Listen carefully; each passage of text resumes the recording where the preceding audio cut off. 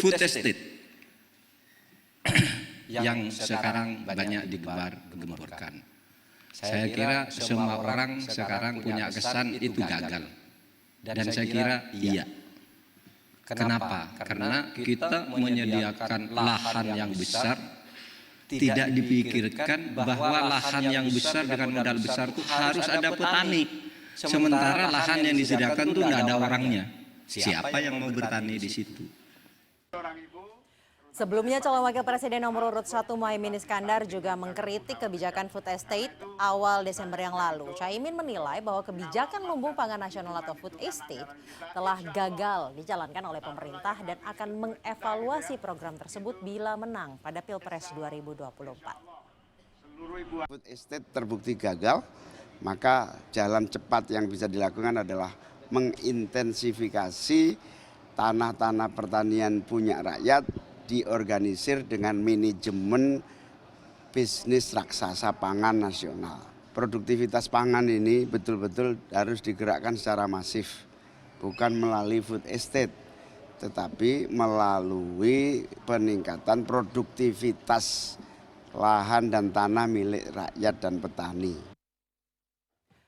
Sebenarnya konsep food estate atau lumbung pangan ini bukan hal yang baru. Sudah ada sejak kepemimpinan Presiden Soeharto dulu. Tapi hingga saat ini memang belum benar-benar efektif terwujud. Nah, kita akan diskusikan langsung nih. Apakah kritik-kritik yang tadi dilemparkan terkait dengan food estate dengan solusi yang dilemparkan juga ini implementatifkah? Atau hanya sebagai bagian dari strategi pemenangan? Saya sudah bersama dengan masing-masing tim pemenangan dari ketiga pasangan calon anggota Dewan Pakar Timnas Anies Muhaimin, Fadil Hasan, anggota Dewan Pakar TKN Prabowo Gibran, Derajat Wibowo, dan Dewan Pakar TPN Ganjar Mahfud, Haris Surino. Selamat malam Bapak-Bapak. Malam. Terima kasih sudah menyempatkan waktunya malam-malam ke studio CNN ya Bapak-Bapak. Malam. Nah, mau langsung saja ya, saya ke Pak Haris dulu karena tadi kan Pak Mahfud yang pertama yang kita putar. Salah satu alasan gagal karena dianggap tidak ada petani yang menggarap lahannya. Tapi nih Pak, menurut Pak Fahri Bahmid, nah dari TKN Prabowo Gibran, itu hanya hipotesa. Jadi yang benar yang mana nih, hipotesa atau memang nggak ada petaninya? Iya, yang menyatakan gagal kan bukan cuma Pak Mahfud. Tapi banyak pihak yang menyatakan bahwa ini adalah satu kegagalan. Ya, karena memang kegagalan ini sebenarnya bukan kegagalan yang pertama. Dari zaman Soeharto, Mega Rice Project itu juga gagal. Di zaman Pak SBY, Merauke Food and Energy Estate itu juga gagal. Dan ini berangkat idenya itu bagus sekali. Idenya berawal dari kedaulatan pangan dari Presiden Soekarno malah. Ya, jadi problemnya bukan di idenya. Ya, problemnya adalah di implementasinya, karena melanggar menurut saya bukan cuma tidak adanya petani, tapi 4 pilar untuk kesuksesan lahan besar ya. Pertanian lahan besar itu tidak terpenuhi. Misalkan yang pertama adalah kecocokan antara lahan, iklim dengan jenis tanamannya. Yang kedua adalah budidayanya. Yang ketiga infrastrukturnya, pengairannya ada tidak. Dan yang keempat tentu sosial ekonominya pas tidak. Nah, 4 pilar ini apabila tidak terpenuhi, maka pengusahaan lahan besar ya untuk food estate ya hasilnya gagal. Dan di DPR RI di Komisi 4 sudah membuat panja dan sudah mengatakan bahwa program ini gagal. Bukan hanya dari Mahfud MD yang mengatakan gagal. Kalau dari tim nomor urut 1 nih, dibilangnya gagal atau gimana? Karena kan kita dengar sendiri tadi cawapresnya. Kalau saya tambahin ntar kasihan nomor 2 ini. Nanti nomor 2 terakhir, makanya di tengah kan. Nggak, kalau saya tambah kritik. Tambahin aja. Tambahin aja tuh boleh Pak. Ini senior saya di Inden sama rumahnya deket tetangga lagi. Jadi saya kira ya kalau saya mungkin dari kalangan akademis lah ya yang bisa sebagai pegangan untuk menilai apa keberhasilan atau kegagalan daripada food estate ini. Jadi saya kalangan akademis itu ya baik dari yang IPB ataupun dari banyak pihak juga menyatakan bahwa memang food estate ini gagal. Tapi to be fair ya, memang kegagalan itu bukan hanya dialami ketika zaman Pemerintahan sekarang pemerintahan yang Jokowi. sekarang ya, atau di mana Pak penanggung jawabnya kan Pak Prabowo kan Ya. gitu. Kalau kegagalan kan biasanya bukan Pak Jokowi katanya kan gitu. Oh, Kegagalan baik. itu kan Penanggung pelaksananya, jawabnya. penanggung Oke. jawabnya. Tapi terlepas daripada itu, prinsip yang pertama yang mengapa gagal itu karena tidak menggunakan kaidah-kaidah ilmiah ya dalam melaksanakan program tersebut gitu ya. Itu yang pertama. Nah, kaidah-kaidah ilmiah itu apa? Tadi sebagian sudah disampaikan oleh Pak Haris ya dari Paslon 3. Tapi tambahan dari saya itu adalah bahwa pendekatannya, ya kan? Pendekatannya itu top down kan, dan project oriented gitu ya. Itu yang kemudian menyebabkan kegagalan. Kemudian yang kedua adalah masalah institusinya, ya kan. Jadi institusinya itu bukan memberdayakan petani gitu kan, tapi justru menggunakan pendekatan yang sifatnya itu adalah bisnis, ya kan, project oriented gitu ya. Nah, tetapi secara konseptual sebenarnya food estate itu sesuatu yang menurut saya baik dan sesuai dengan kebutuhan. Nah, kenapa dengan sesuai dengan kebutuhan itu? Kita tahu bahwa sekarang ini produktivitas pertanian kita, terutama tanaman pangan, itu mengalami stagnasi, ya kan? Stagnasi sehingga kemudian kita melihat bahwa produksi itu kan menurun, gitu kan? Itu satu yang pertama. Yang kedua itu adalah terjadi konversi lahan dalam skala yang cukup besar di Pulau Jawa ini, gitu kan. Sehingga lahan-lahan pertanian itu berkurang, gitu kan. Nah, sehingga memang ada kebutuhan untuk melakukan perluasan areal tanam itu, gitu. Nah, memang sesuatu area yang masih mungkin dilakukan perluasan itu adalah di luar Jawa, kan gitu. Nah, terus kemudian yang ketiga itu adalah bahwa sebenarnya selain daripada food estate ini, kita itu masih memiliki suatu cara lain lah, atau skema lain untuk bisa meningkatkan produktivitas dan produksi pertanian kita ini, yaitu dengan menambah intensitas tanaman kita, ya kan. Intensitas tanaman kita ini sekarang untuk tanaman padi itu masih 1,7 kalau tidak salah ya. Jadi sebenarnya kalau misalnya intensitas tanaman itu ditambah menjadi 2,5, itu kita masih bisa meningkatkan produksi itu. Nah, bagaimana kita bisa meningkatkan intensitas tanaman itu adalah dengan Pak Muhammad Iskandar sampaikan, melalui intensifikasi, memperbaiki irigasi, ya kan, kemudian menyediakan berbagai sarana pertanian tepat waktu, ya kan, harganya juga terjangkau dan seterusnya itu. Jadi saya kira ke depan itu kita harus melakukan kedua-duanya, yaitu adalah intensifikasi, intensitas tanamannya ditingkatkan pada lahan-lahan yang sudah existing gitu. Kemudian yang kedua adalah perluasan daripada areal itu. Nah, apakah dengan food estate? Nah, saya mengatakan bisa saja. Nah, tetapi jadi saya sebenarnya kira, bisa saja food estate ini dilanjutkan. Bukan dilanjutkan, tentunya dirubah. Diubah. Ya, dirubah pendekatannya, dirubah strateginya, ya kan, dari yang sifatnya sentralistis dan top down menjadi bottom up, ya kan, kemudian juga memberdayakan petani. Berarti food estate tidak akan dilanjutkan jika tim pasangan nomor 1 menang? Ya, kita akan evaluasi secara keseluruhan dong, ya kan, dan kita akan rubah dari pendekatan strategi dan programnya. Diubah total? Ya, tentunya diubah total supaya apa? Supaya berhasil gitu. Nah, tapi saya ingin menyampaikan satu hal lagi. Apakah ada food estate yang berhasil? Baik. Ada, nah, ya kan? Ada. Misalnya salah satunya di Indonesia, dulu Karawang itu adalah food estate juga sebenarnya. Yang kedua adalah satu lagi 30 detik itu adalah di Malaysia. Di Malaysia itu ada yang namanya Felda. Berarti sebenarnya sudah ada best Contoh practices yang berhasil ya. Saya mau Bapak nomor 2, Pak, kritiknya sudah banyak dan kalau saya rangkum sebenarnya idenya yang dinilai sudah bagus, namun implementasinya dan penanggung jawabnya adalah pelaksananya yang harus dimintai tanggung jawabnya. Pelaksananya tadi sudah disebut Pak Prabowo. Tanggapannya Pak? Ya, terima kasih. Jadi saya senang baik Mas Fadil maupun Mas Turino sudah on the same page ya. Jadi nomor 1 dan nomor 3 sudah on the same page dengan nomor 2 bahwa konsepnya itu bisa diterima ya. Oke. Karena di beberapa kesempatan saya harus menjelaskan dulu konsepnya. Jadi nggak usah saya jelaskan konsepnya. Jadi ada masalah implementasi yang dituding Pak Prabowo. Ya. Pertanyaannya, apakah Pak Mahfud tidak mengetahui sama sekali mengenai ini? Oke. Tidak jawabannya. Karena apa? Karena rapat-rapat itu sebagian dipimpin di kantornya Pak Mahfud. Bahkan beliau menulis surat rekenan Pak Mahfud. Oke. Saya nggak usah sebutkan, saya udah lihat ya, karena ini rahasia negara, jadi saya nggak bisa ungkapkan Secara Saya gamblang. sudah lihat, tapi yang jelas Pak Mahfud menaikkan surat ditujukan kepada Menteri Sesnek mengenai ini, memang nggak spesifik what is it, tapi mengenai Badan Cadangan Logistik Strategis.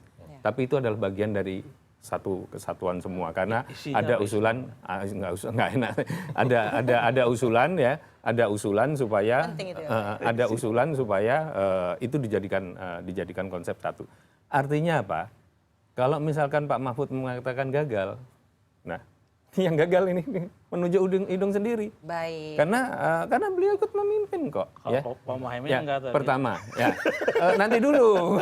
Caimin Pak belum. Muhaimin kan Caimin di DPR, pasti ada Caimin hubungannya belum. dengan proyek strategis Itu- nasional. Kita biarkan memberikan tanggapannya Ya, itu dulu. apa namanya? Itu yang pertama ya. Jadi kemudian yang kedua, karena badannya belum selesai, ada masalah kelembagaan loh, anggaran jelas nggak bisa turun. Ya, jadi anggarannya itu dari Kemenhan belum ada.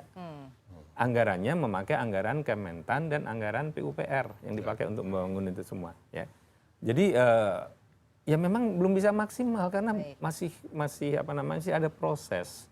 Jadi kalau sesuatu yang baru mulai dijalankan masih ada proses, peraturan yang diharapkan masih digodok, terus kemudian di tengah jalan dikatakan gagal, saya rasa ya Baik. itu Kemudian nggak fair. tanggapannya Nah, kalau Caimin? Kalau Caimin kan katanya meningkatkan produktivitas. Come on, give me a break. Dengan pertanian yang ada di Jawa, mau bagaimana meningkatkan produktivitas kalau kita nggak punya galur, nggak punya varietas baru yang bagus? Ya, sudah banyak sekali orang-orang anak-anak muda yang sekarang nggak bertani. Umur petani Indonesia itu makin tua loh. Ya, sudah banyak sekali. Jadi peningkatan produktivitas saya setuju. Ya, tapi sekali lagi implementasinya itu gampang diucapkan, gampang dijargonkan, tapi dilaksanakannya itu berat dan Baik. perlu waktu. Masalahnya Mbak Sasa, kita sekarang ini menghadapi impor pangan yang cukup besar, ada risiko geopolitik di Laut Cina Selatan. Kalau seandainya terjadi konflik bersenjata di Laut Cina Selatan, nggak tahu kita kan, nggak pernah tahu ya. Kita mau impor beras misalkan karena iklim sekarang juga nggak ramah, akan kesulitan, Mbak. Ya. Nah, kita harus punya ini, sehingga semua jalan itu harus dilakukan. Jadi Baik. kita pilihannya bukan A atau B. Saya rasa beliau berdua juga sepakat, apalagi Mas Fadil senior saya di IPB, dua-duanya harus kita jalankan. Baik. Produktivitas jalankan, perluasan penambahan luas panen Kalau dijalankan. tadi berarti Pak Mahfud sebenarnya kok bisa mengatakan gagal padahal ada di dalamnya. Janji Pak Mahfud itu kan. Sebentar dulu. Sebentar dulu. Break dulu. Iya, sebentar dulu. Kalau ke Pak Caimin gampang katanya ngomong sebenarnya. Plus sebenarnya gampang kan tadinya kalau ngomong aja gampang. Plus sebenarnya Anies ini memiliki konsep baru ya, contract farming. Itu sebenarnya dua hal yang Baik, berbeda. sebentar Bapak-Bapak. Saya akan berikan waktu untuk menjawab, namun usai jeda. Tetaplah bersama kami di Pilihan Indonesia karena perbincangan yang menarik ini masih akan kami teruskan usai jeda.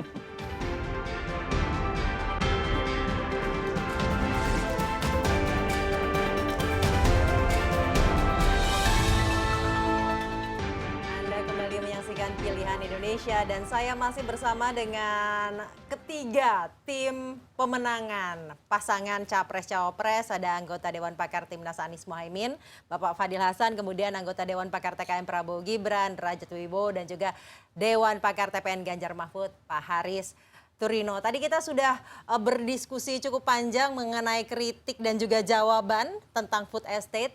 Yang terakhir saya singgung bahwa tanggapan terakhir dari Pak Derajat bahwa Pak Mahfud sebenarnya ada dalam pelaksanaan tanda kutip food estate. Namun kenapa kemudian seperti mengkritik diri sendiri, mengatakan itu gagal, ya kan?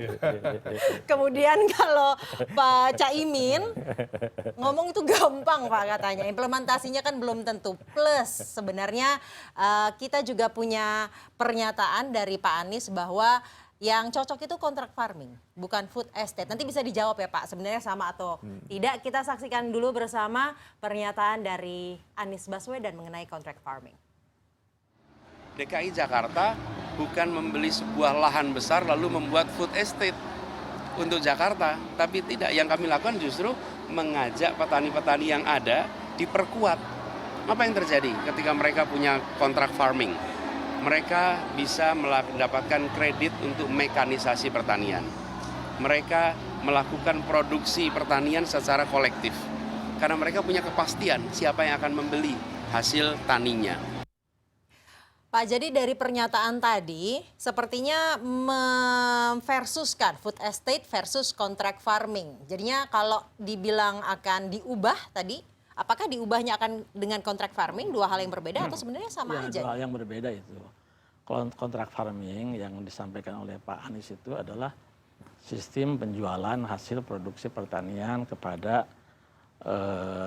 BUMD ya di bawah Pak Anies waktu itu sebagai gubernur kan gitu. Nah itu kan keuntungannya itu adalah pertama itu kemudian memperpendek jalur tata niaganya sehingga kemudian harga di tingkat konsumen itu tidak terlalu tinggi, tapi harga di tingkat produsen juga itu cukup menarik gitu kan, cukup tinggi gitu kan. Nah itu yang disampaikan oleh Pak Anies, kemudian juga memastikan bahwa ada yang mau beli, sementara selama ini kan selalu petani itu dalam posisi yang lemah ya kan. Nah tadi itu yang disampaikan oleh Pak Anies itu adalah dengan demikian karena ada kepastian pasar, maka kemudian si petani itu bisa memiliki akses yang lebih baik terhadap berbagai sarana produksinya. Jadi bukan solusi pengganti food estate? No, bukan pengganti. Nah, kalau yang food estate itu kan sistem produksi ya, di mana petani itu memproduksi hasil melakukan budidaya untuk menghasilkan produksi itu. Nah, yang akan kita lakukan itu adalah kita akan merubah ya ininya itu bukan dengan pendekatan yang selama ini terbukti gagal itu. Nah, kita akan memberdayakan petani. Nah, melalui apa? Melalui apa yang disebut sebagai cooperative farming. Cooperative farming ya gitu nama. Kan. Nah, jadi tadi kan Pak Mahfud mengatakan nggak ada petaninya. Kemudian jadi kan pendekatannya itu kan korporat gitu. Kalau kita nanti itu lahan-lahan itu ya kan itu kita akan bagikan kepada petani ya kan, misalnya untuk tanaman pangan mungkin 2 hektar saja sudah cukup gitu kan. Nah kemudian petani-petani itu bergabung dalam koperasi ya kan. Nah, dan koperasi itu kemudian terkonsolidasi dalam satu hamparan yang luas gitu ya. Nah kemudian ini akan memperbaiki sistem manajemennya sebenarnya, cooperative farming dalam produksinya, kemudian penjualannya, marketingnya, bisnisnya ini akan dikelola dengan kontrak farming, kooperatif dan kontrak farming ya. Pintar kamu itu. Isu manajemennya diimplementasikan seperti itu. Tapi ada salah satu catatan ya buat food estate yang sekarang dilakukan itu. Ini kan katanya anggarannya dari Kementerian Pertanian, Kementerian PU, kemudian Kementerian Pertahanan. Saya kira ini nggak governance gitu ya. Bagaimana mungkin Kementerian Pertanian kok istilahnya apa cawe-cawe gitu ya dalam urusan yang terkait dengan sebenarnya penanggung jawabnya itu adalah Kementerian Pertanian. Oh, gitu Kementerian kan. Pertahanan maksudnya, Iya, cawe-cawe dalam urusannya pertanian. Harusnya itu kan ada dalam domain Baik. Kementerian Pertanian dan Kementerian PU lah kan gitu. Baik. Karena PU Pertanyaan kan, ini nanti akan saya lempar ke Pak Derajat ya, tapi ya, nah sekarang menurut saya itulah salah satu yang menyebabkan saya kira juga kegagalan Baik. gitu loh. Ya. Kita stop dulu Pak yang di situ, Nah, iya. karena ini harus dijawab dulu karena tadi kan Pak Oh, iya, Mahfud betul, dibilangnya betul, ya. sebenarnya ada di dalam kritiknya buat diri sendiri Ya, apa? kalau kita baca Perpres 108 2022 ya, di situ kan kelihatan bahwa koordinatornya memang Kementerian Pertahanan, ya, dan melibatkan 6 kementerian yang lain. Dan posisi Pak Mahfud sendiri kan sebagai Menteri Koordinator, bukan kementerian teknis yang memang langsung bertanggung jawab terhadap satu proyek. Berarti Itu koordinatornya clear. tidak tahu ya, Ya, menteri memang di di bawahnya. bawahnya. Memang penanggung jawab aslinya di bawahnya. Ya, itu yang pertama. Yang kedua tadi Pak Derajat menarik ngomong bahwa ini terlalu dini kalau dikatakan ini gagal. Ya, kalau mau menggunakan istilah bukan gagal lah, keberhasilan yang tertunda juga tidak apa-apa. Nanti keberhasilan ini akan dibereskan oleh Pak Ganjar. Berarti Pak Ganjar akan meneruskan ya, food Ya, estate dengan ini ya. beberapa perbaikan dan percepatan tentu saja. Meneruskan dengan perbaikan, tapi udah bilang gagal di depannya Pak. Iya, keberhasilan yang tertunda, Oh, tapi memang keberhasilan gagal. itu udah diubah ya, jadinya memang diksinya. kalau ngomong gagal itu bukan cuma Pak Mahfud. Baik. Saya tadi Greenpeace ngomong, Profesor Dwi dari IPB ngomong, dan banyak pihak yang lain dari Komisi 4 juga sudah memberikan statement yang sama. Baik, 1 dan 3 sudah bicara. Berikan tanggapan lagi nomor 2 Pak bahwa Ya, pertahanan kenapa ikut campur dan itu tadi terlalu dini enggak lah. gini, kita ada konsep ancaman keamanan nasional, yaitu di Undang-Undang BIN ada, di Undang-Undang Pertahanan ada. Jadi di situ itu semua sektor. Jadi Termasuk pertanian. iya, Pertahanan. jadi kita nggak bisa, kita tidak bisa hanya berpikir sektoral. Saya kasih contoh Joe Biden mengeluarkan EO, Executive Order tahun 2021, saya lupa nomornya. Itu tentang climate change, dia sebut climate crisis. Dan di situ itu melibatkan defense institutionnya Amerika, militernya dilibatkan karena dia sudah beranggapan isu climate itu sebagai sebuah ancaman bagi keamanan nasional. Jadi ketika Pak Jokowi melalui Perpresnya menaruh ini di bawah koordinasi Kementerian Pertahanan dan tentunya Perpres itu nggak mungkin dong lolos tanpa ACC Pak Mahfud kan, karena Menko-nya kan ya masa gitu kan, pasti Menko masa nggak tahu kalau sampai keluar Perpres kan nggak mungkin juga ya. Jadi kalaupun di Perpres itu Menhan yang ditunjuk sebagai koordinator ya tentunya Pak Mahfud mestinya tahu asumsinya ya. Nah, jadi ketika diputuskan seperti itu, artinya Pak Jokowi sudah melihat masalah pangan ini bukan hanya sektoral saja. Nggak sesempit hanya pangan urusan pertanian tok, enggak. Sudah melihat sebagai sebuah ancaman bagi pertahanan dan keamanan nasional. Dan saya sepakat dengan itu, karena kalau tidak, kalau pangan kita tergantung impor, itu risikonya terlalu besar Mbak Sasya. Jadi dan kita juga tahu kok kewenangan Kementerian Pertanian itu terbatas. Kalau Kementerian Pertanian dikritik, kamu nggak bisa meningkatkan produksi, mereka selalu bilang lah kami kewenangannya cuma di sini tok. Iya. Karena kewenangan untuk bangun sawahnya bukan di kami, kewenangan untuk apa? Irigasi. Kami kewenangannya ada di riset, kewenangan irigasinya kewenangan irigasinya bukan di kami, banyak kewenangan di luar Kementerian Pertanian, kewenangan pembelian pangannya ada di Bulog, sekarang ada Badan Pangan. Jadi kalau itu katakanlah diserahkan ke Kementerian Pertanian, kewenangannya juga terbatas. Jadi pendekatan yang diambil oleh Presiden Jokowi sudah pendekatan yang holistik, melihat ini dalam perspektif yang jauh lebih luas daripada sekedar sektoral, dan implementasinya kalau misalkan masih tersendat-sendat mau dikatakan gagal, keberhasilan, dananya memang belum ada. Baik. Perdebatan yang seru ini di antara ketiga bapak-bapak ini, kita menantikan ini juga akan terejawantahkan besok oleh ketiga cawapres. Oh. Apakah Gibran sudah siap, Pak? Insya Allah siap. Ini malam ini aja beliau masih Latihan. berdiskusi, ya masih berdiskusi beberapa hal. Saya nggak tahu, saya karena dari tadi pagi sudah banyak ini masih cukup punya energi nggak untuk. Tapi sampai sekarang Mas Gibran masih terus dan Karena kan harus menjawab pertanyaan-pertanyaan dan juga sanggahan kritik yang iya dan mungkin besok akan terlempar ya. Mas Gibran itu satu-satunya cawapres yang pernah memimpin semua sektor loh. Kalau apa namanya, kalau Caimin kan pernah memimpinnya ketenagakerjaan sektornya sebagai menterinya kan. Pak Mahfud pertahanan pernah, sama sekarang tapi Pak Mahfud udah semuanya, hukum. Pak eksekutif, legislatif. Iya, makanya. Benar. Tapi Tadi yang dikatakan kalau Mas benar. Gibran kan di semua sektor. Semua Baik. sektor, cuma dalam Silakan. skala yang hanya Hanya 580 skala ribu Solo. orang. Sementara Indonesia 280 juta. Tapi sudah Dan segala sektor tadi ya. Problematikanya total berbeda. Baik. Ya. Saya harus potong di situ karena itu akan jadi perdebatan yang berbeda lagi nanti topiknya, Pak. Enggak, maksud saya dengan kalau pengalaman misalnya lokal itu Baik tinggal Bapak-Bapak. ditarik ke tingkat nasional kan. Baik, itu akan perdebatan dengan topik yang berbeda. Nanti kita hadirkan lagi Bapak-Bapak bertiga ya untuk topik tersebut. Namun bagaimana persiapan untuk cawapres kita yang nomor urut 3 menjawab pertanyaan-pertanyaan tadi, dan apakah akan melontarkan pertanyaan terkait hal ini?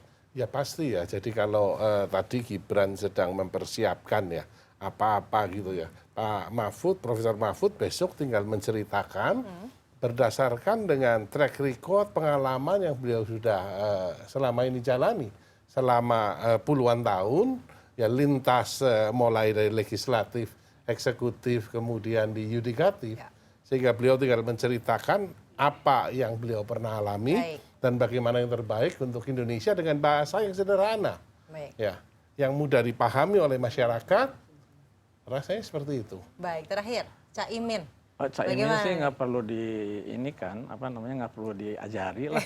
Dia udah tahu menurut saya Udah kan. hatam ya. Udah Akan dan bertanya mengenai food estate kah besok? dia, kepada siapa? Kepada kedua cawapres yang lain. Ya nggak tahu itu kan, nanti Caimin yang memutuskan lah. Tetapi saya kira ya, saya ingin menanggapi Mas Derajat itu yang terkait dengan pertahanan itu ya. Kenapa kemudian Kementerian Pertahanan yang menjadi penanggung jawab? Baik. Ya kemudian fungsi daripada pertanian itu apa? Kementerian Pertanian itu kan, ya kan? Betul bahwa ada aspek atau dimensi pertahanan di situ.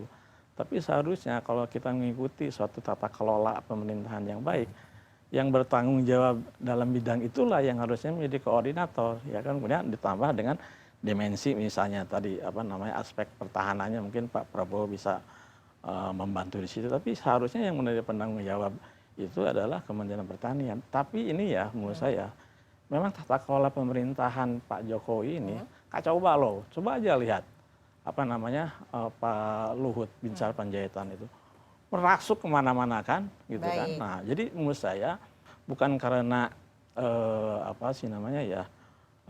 ini alasan tadi disampaikan oleh Pak Baik. Derajat, tapi memang saya kira kita menghadapi persoalan dalam tata kelola. Berarti akan mengubah Pemerintahan tata itu. kelola dan juga manajemen iya. dalam banyak hal, Betul. termasuk pemerintahan. Oh iya. Kemudian juga Bapak akan mengevaluasi dan memperbaiki, Kalau dari paslon Baik. 3 jelas mempercepat. mempercepat. Yes. Baik, dan yang kedua akan melanjutkan apa yang sudah Melanjutkan dan dikerjakan. meningkatkan. Melanjutkan dan meningkatkan. Terima kasih Bapak-bapak telah bergabung bersama saya. Waktunya pendek juga. Tidak terasa kan Pak? Ini sudah setengah jam lebih kita berdiskusi. Berarti Bapak-bapak harus kami undang lagi nanti ke sini ya untuk berdiskusi lebih panjang. Terima kasih anggota Dewan Pakar Timnas Anies Mohaimin, Fadil Hasan, kemudian Bapak anggota Dewan Pakar TKN Prabowo Gibran, Pak Derajat Wibowo, dan juga Dewan Pakar TPN Ganjar Mahfud, Pak Haris Turino telah bergabung bersama kami malam hari ini di studio CNN Indonesia.